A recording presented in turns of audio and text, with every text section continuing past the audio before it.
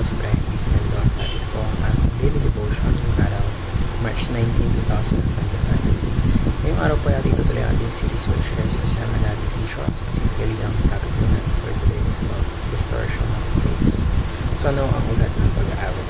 Ngayon ayon po sa ating talata which is from Genesis chapter 3 verse 16. Sabi ko dito, basahin ko po. To the woman he said, I will surely multiply your pain in childbearing. In pain you shall be for children.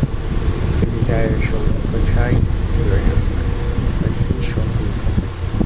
Na upang ating mas maunawaan kung anong ibig sabihin ng ating talata ito, bago pa mas maintindihan natin ang ating devotion, ngayon po tayo pagdadako sa ating mga teachings for today. So una po, sabi ko dito, basahin ko po. Sin distorts God's design for men to live with love and for women to submit with trust.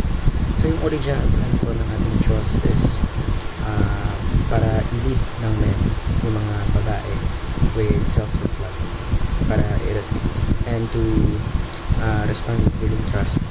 Pero yung kasalanan po, kinarap po yung design na ito wherein it leads to struggles in relationships.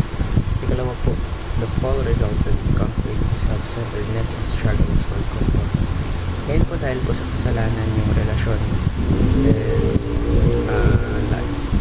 kumbaga nakikita sa relasyon yung pride, yung struggles, yung selfishness, kumbaga taliwas sa original plan ng Diyos na makikitaan dapat yung relasyon ng love, respect, harmony.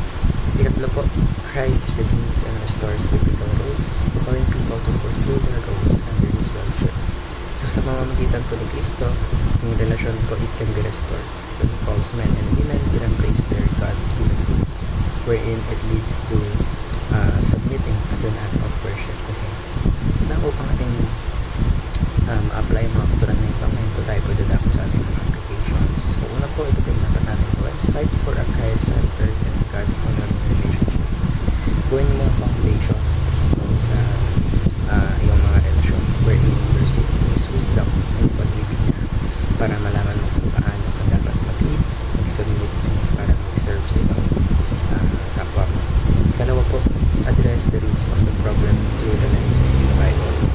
So instead po of reacting with frustration, dapat sinisik mo na maintindihan lalo yung Biblia para ma-heal mo yung mga broken relationships and ma-overcome mo yung mga struggles caused by sin. And last but not least po, submit to the Lordship of Christ and allow His authority to shape your marriage and family. Gawin mo, ilat mo example